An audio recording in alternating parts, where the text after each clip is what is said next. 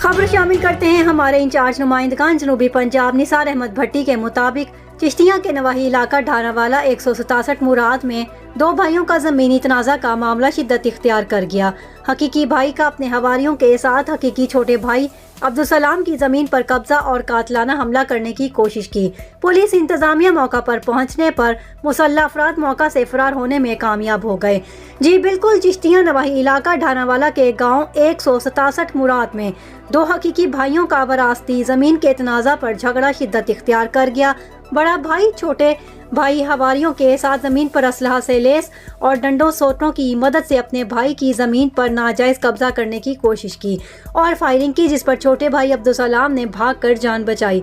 Footage में देख सकते हैं मुल्जिमान कैसे दंदनाते घूम रहे हैं।